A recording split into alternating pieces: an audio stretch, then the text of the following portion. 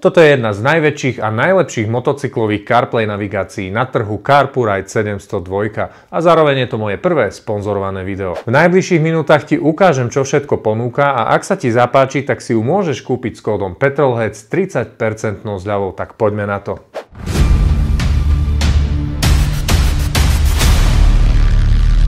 Toto je jedna z najväčších navigačných jednotiek na motorku, ktorá je vodotesná, má CarPlay, Android Auto a takisto Bluetooth konektivitu. A je to presne ten doplnok, ktorý ti z hociakej motorky spraví dokonalý stroj na cestovanie. Tento konkrétny model je CarPurride 702 Pro, vieš ho nájsť na e-shope značky a poštovné trvá možno že týždeň, kým sa to k tebe dostane, že sa to celkom oplatí. Navyše CarPurride teraz ponúka celkom dobré zľavy, jednu z nich môžeš získať aj s mojím kódom, tak choď na e-shop a pozri sa na ponuku produktov.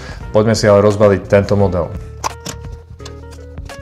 Ide o jednu z najväčších navigácií, ktorú môžeš vôbec zohnať na motorku. Toto má 7 palcov a myslím si, že celkom má čo ponúknuť.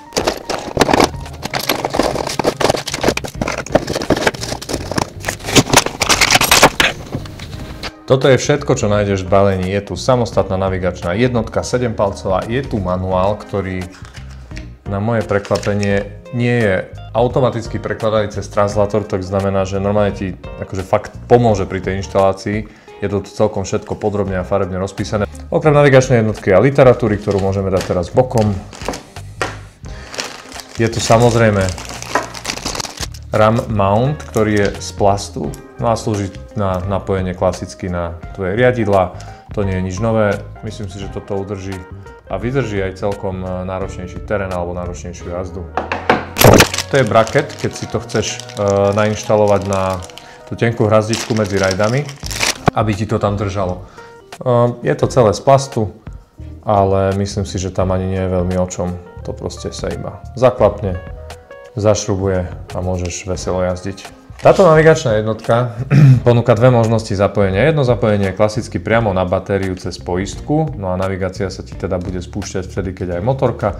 A druhé napojenie je celkom nezvyčajné, je to napojenie cez USB-čko. Teda ak máš USB redukciu alebo nejaký vodotesný USB konektor na riadidlách, tak je to celkom praktická záležitosť. No a ten konektor samostatnej jednotky, to je ten klasický trojpinový, neviem, či mi to teraz zaostrí, klasický trojpinový alebo dvojpinový plastový, ktorý sa do seba zašrubuje, no a potom sa to vlastne zatesní proti vode. Ak tú jednotku odpojíš, môžeš to zavrieť týmto klobúčikom a voda ti tam nenatečie. Čiže toto je celkom fajn. Poďme sa teraz pozrieť na samostatnú jednotku. CarPurride je značka, ktorá má cieľi už asi pol roka, no a teraz sa stala taká vec, že mi sami od seba napísali, že či by som nechcel odpromovať tento produkt, no a vzhľadom na to, že mne sa tá posledná navigácia, ktorú som mal na motorke, pokazila, ja som bol absolútne happy, že to takto náhodou vyšlo. A zaslali mi tento najväčší model a takisto s mojím zľavovým kódom si tým pádom viete tento model kúpiť lacnejšie cez link, ktorý máte v popise. A poďme sa pozrieť, čo táto 7-palcová navigačná jednotka ponúka. Na ľavej strane je slot na SD kartu a hneď vedľa neho je tlačidlo na zapínanie, ktoré väčšinou na týchto navigáciách nie je, čiže toto je celkom praktická záležitosť. Keď napríklad ideš v noci a veľmi ti to vypaluje do očí, tak najlepšie, čo môže byť, je, že vypneš displej, toto sa tu dá dokonca vypnúť úplne a potom zapnúť, čo je celkom výnimočné pri tomto typu jednotky. Väčšinou sa dá iba stlmiť ten jazd tak, že to vôbec ten displej nesvieti, ale navigačná jednotka je stále zapnutá. Poďme si to ale normálne skúsiť zapnúť cez powerbanku, keďže to má možnosť napájania cez USB-čka a všetky USB porty majú 5V výstup, predpokladám, že to aj s týmto USB-čkom bude schopné fungovať aj z obyčajnej powerbanky. Máme obyčajnú powerbanku, ktorá má výstup, táto konkrétna má 18W, poďme si to skúsiť do nej zapnúť.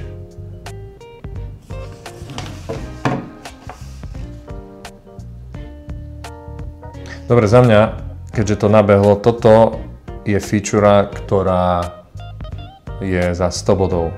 Akože väčšinou to musíš napájať priamo na baterku, tým, že to môžeš napojiť na USB-čko, si to môžeš tým pádom pokojne spárovať, pokojne teda nainštalovať aj na, povedzme, na nejakú krosku, na ktorú nebudeš naťahovať káble na baterku, na ktorú väčšinou máš len nejakú powerbanku, ktorá ti nabíja telefón, čiže toto je celkom zaujímavá feature. Poďme si pozrieť featurey tohto zariadenia, tak aby sme videli iba ten display. Display má celkom silný jas.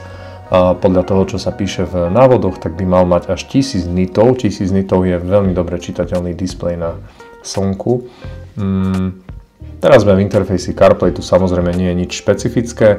V rámci CarPlay si môžeš meniť, čo sa ti tu zobrazuje, ako sa ti to zobrazuje v malej miere priamo na iPhone, ale tuto nie je nič nové. Keď sa chceme dostať z CarPlayu pri takýchto jednotkách domov, tak väčšinou používame tlačidlo Car Home, Home alebo Auto alebo niečo podobné. Tu sa to volá Car Home. V domácej obrazovke máme niekoľko funkcií. Je tu CarPlay, je tu Android Auto s nejakými ich špecifickými názvami. Je tu audio output, keď si chceš pripojiť Bluetooth zariadenie, napríklad headset. Potom k tomuto sa dostaneme o chvíľu, Mountings. Máme tu telefón, hudba, SD karta a nastavenia. Poďme do nastavení a tu si povieme jednu základnú vec. Väčšina tých čínskych zariadení má, či v nastaveniach, či hoci kde, je vidieť, že ten operačný systém je prebratý z celej rady zariadení. Tu nám máme len to, čo nevyhnutne potrebujeme, nie je tu nič, čo nie je potrebné.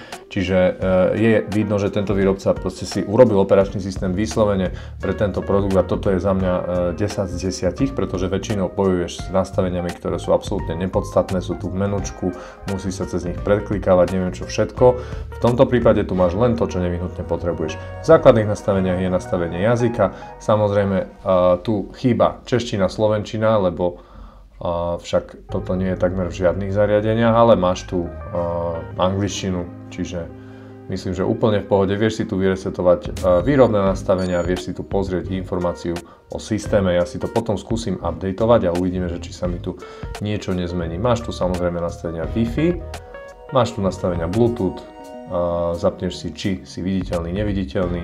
Tu máš jednu vec, ktorú majú všetky čínske navigačné jednotky, je to equalizer na hudbu, ktorý je že super zbytočný, lebo aj tak to budeš počúvať cez interkom, ktorý neponúka absolútne vôbec nejakým spôsobom audiofilnú kvalitu zvuku, ale vieš si tu prepnúť na rôzne mody, rock, jazz a tak ďalej, nepodstatná vec, v živote si tu neklikneš. Máš tu nastavenie jasu displeja, predpokladám, že toto je automatika, čo si môžeme skúsiť zapnúť, či sa to stmaví. Nespravil som to takto. Teraz sme celkom v tme a tuto je gombík. Vidíme, že sa nám to samo stmavuje, pretože sme v tmavom prostredí. Až do takej miery, že cipána. Dobre, takže automaticky jas funguje. Poďme si to ešte tak zo srandy. Zasvieťme si na tento displej, či sa nám tento jas zvýši. Máme tu baterku z iPhoneu. A poďme si zasvietiť rovno do senzora.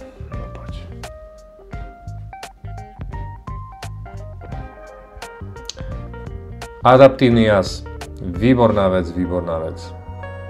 Nie je nič horšie, než na tých lacných jednotkách, keď musíš bojovať s tým, že zajde slnko a tebe to proste vypaľuje oči, lebo ten jas tam je super prepálený. Máme tu nastavenie, predpokladám, že voice budú hlasové pokyny a media bude samozrejme media. Za mňa nepodstatné, na motorke je najlepší soundtrack zvuk motora.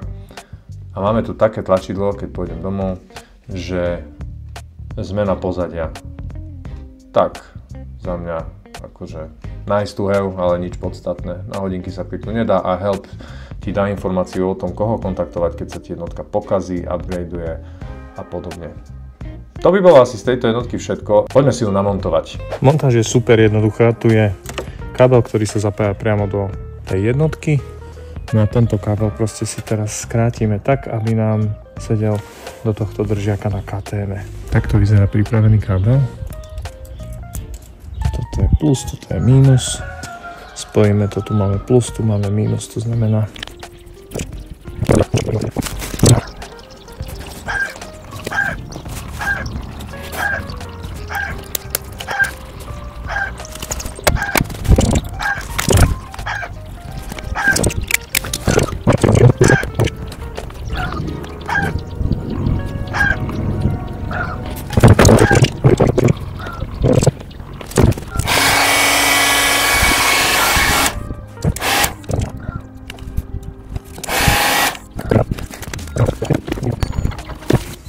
Teraz keď si motorku aktivujem,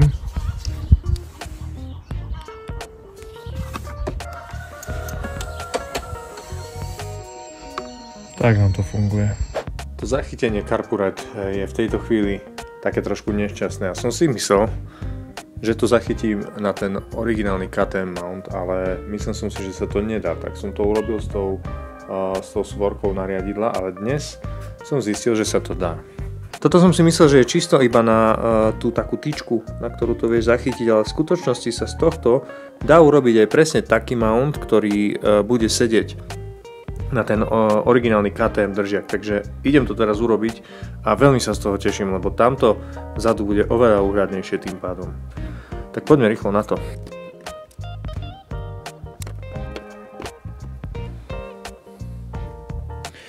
Hoci nie som blbý, priznám sa, že nečítam návody. No a keby som si bol návod prečítal, tak by som zistil, že táto časť, skúsme to zaostriť, tak by som zistil, že táto časť sa dá vybrať, celá táto guľa, a toto celé sa dá zastrčiť do tohto. No, čiže v podstate moja chyba, že nečítam návody, ale výhoda, lebo som na to prišiel, tak to poďme ešte rozobrať. Toto je dole, teraz si odšrubujeme toto. Toto je, čo nám ostalo. Kovová koncovka, alebo minimálne kovový závit zaliatý v tejto časti, a túto guľu, ten klasický ball mount, alebo teda guľový úchyt, teraz nahradíme proste týmto. Čiže vo výsledku to bude takto.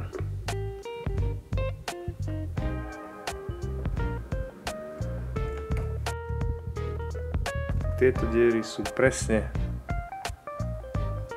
tam, kde majú byť. Výhoda je, že v tom balení Carpurite je sú proste všetky tie šruby, ktoré potrebuješ. Aj návod, ktorý som si ja napríklad neprečítal. Keďže potrebujem dať všetko dokopy, najprv si zašrubujem navigáciu na tento držiak, na to je iba jedna šruba, a následne na tento držiak z druhej strany našrubujem ten KTM-acký mount. Čiže takto nejak to bude vo finále vyzerať. Toto položíme na ten držiak.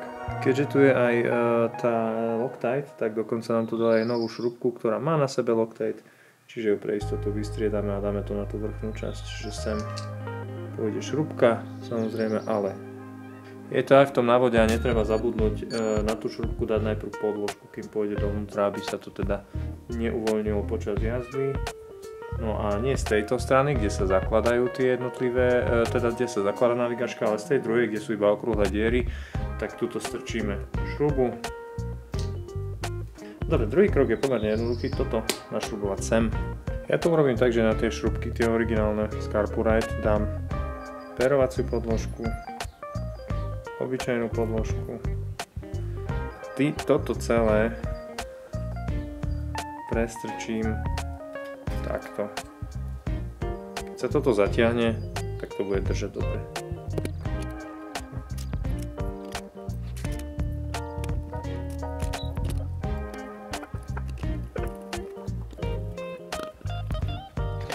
Finálny produkt. Toto je spôsob uchytenia, ktorý ti nikto z tej motorky nikdy nezoberie. Nikdy. A ešte tá KTM má ten držiak, to si ukážeme, má krásne pomocou týchto zúbkov krásne nastaviť tú polohu hore alebo dole, čiže poďme to namontovať. No, a toto už je výsledný efekt a vyzerá to, že brutálne dobre. A toto už budeš vidieť, keď budeš jazdiť, a toto je jeden fakt vážny luxus. Táto navigácia ešte okrem toho uchytenia, ktoré ja preferujem, lebo sa nedá odmontovať ináč z motorky ako so šrubovákom, ponúka klasický klbový mount alebo klasický klbový uchop s dvoma guľovými uchytmi. Ten jeden sa montuje priamo na navigáciu a ten druhý je namontovaný na rajdy, takže ak preferuješ niečo, čo vieš dávať dole, tak siahni po tomto. Ak preferuješ niečo, čo netreba dávať dole, lebo vlastne túto navigáciu z motorky dole dávať ani nemusíš, nemá vlastnú baterku a nepotrebuješ z nej vyberať kartu, tak by som odporúčal tamten spôsob uchytenia. Ale teraz sa už poďme pozrieť na to, ako sa s touto navigáciou jazdí. Toto predo mnou je jedna z najväčších a najluxusnejších motocyklových CarPlay navigácií na trhu. Je to Carpurite 702, ktorú si teraz môžete kúpiť s môjim zľavovým kódom Petrolheads 30% zľavou. Tak sa poďme pozrieť, čo ponúka. V prvom rade ponúka CarPlay a to je 99% času. bude na nej zapnutý len ten CarPlay. Pravdepodobne nebudeš využívať iné featureky, možno Android Auto, keď máš Android, ale v zásade najpodstatnejšia vec tejto navigácie je tento CarPlay. Je to klasický CarPlay ako v aute, akurát, že táto navigácia nemá osobitný mikrofón, respektíve osobitný reproduktor. Teda všetká hudba, ktorú si streamuješ zo Spotify, ti pôjde pekne do Bluetooth headsetu. Ja síce Bluetooth headset mám, ale nemám ho spárovaný. Rovnako nemám spárovaný telefón tak klasicky, iba cez ten CarPlay systém. To znamená, že hudbu si teraz púšťať nebudem. Aj tak najlepšia hudba na motorke je čo? Motor. Ďalšie funkcie si vieme ukázať, až keď vyjdeme z CarPlayu, čiže poďme do hlavného menučka. Tam sa dostaneš jednoducho, keď si zvolíš Car Home. Car Home ťa proste vráti do toho základného menu. No a v základnom menu máš niekoľko vecí. Je tu z tých všetkých je tu CarPlay, Android Auto, potom tu máš Audio Output, to znamená, že párovanie s Bluetooth headsetom, Mountings je zaujímavá vec, kde sa vrátime. Ak by si to nespojil cez CarPlay, tak máš tu klasický interfejs pre telefón, pre hudbu, máš tu slot na SD kartu, čiže SD karta a nastavenia, tie sme si prešli inokedy. Z týchto všetkých aplikácií je jediná podstatná, to je aplikácia Mountings.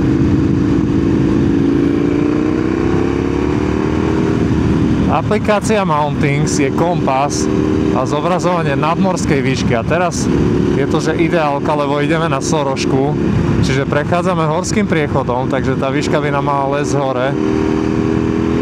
A takisto sme v zákrutách, takže by sa tu mal krútiť ten kompas a toto krásne funguje. A dobre, teraz si povieš, že na čo mi bude na motorke kompas? Ja ti presne poviem na čo.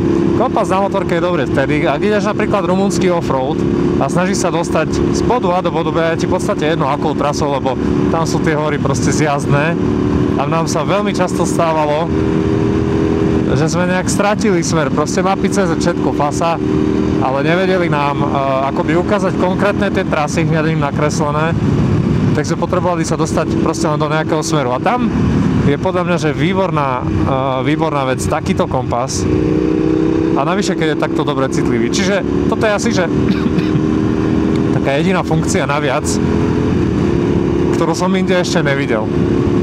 Hoci je toto video sponzorované, lebo výrobca Carpuride mi túto 702 poslal zadarmo, aby som o nej urobil video. Musím povedať, že je tu jedna vec, alebo dve veci, ktoré ma trošičku štvú. Jedna vec je, že tie mounty, tie uchytky sú proste plastové. Tak ja som mal, že desiatky plastových uchytov z Číny a všetky sa mi rozpadli na tripoch, všetky. Ja verím, že toto vydrží, o chvíľu ideme na trip, tak si to vyskúšame. A druhá vec je cena. Za čínsku navigáciu dávať proste stovky eur mi príde trošku veľa. Našťastie, a týmto toto video uzavriem, táto navigácia stojí síce 300 eur, ale so zľavovým kódom Petrolhead si ju môžeš teraz kúpiť s 30% zľavou. Navyše výrobca ti pri prvej návšteve stránky pravdepodobne dá nejakú ďalšiu zľavu, ešte nejakých 15-20 dolárov alebo eur. To znamená, že na konci dňa ťa táto navigácia vyjde na nejakých necelých 200 eur a to je cena, za ktorú by som si takýto kus techniky na motorku kúpil. Má výborný displej, má adaptívne podsvietenie, čo je veľmi dôležité. Nemá žiadne zbytočné funkcie, ktoré ťa na tej ceste iba otravujú. A za tých necelých 200 eur to naozaj stojí. Takže ak chceš si túto navigáciu kúpiť s mojím zľavovým kódom a podporiť tento kanál, chod do popisu videa, tam budeš mať presné inštrukcie a so zľavovým kódom Petrolhead dostaneš ešte navyše teda 30% zľavu. Ja som Vlado, toto je kanál Petrolhead, ty si pozeral môj prvý sponzorovaný review, alebo teda prvé sponzorované video, z čoho sa veľmi teším, ja dúfam, že ich bude viacej.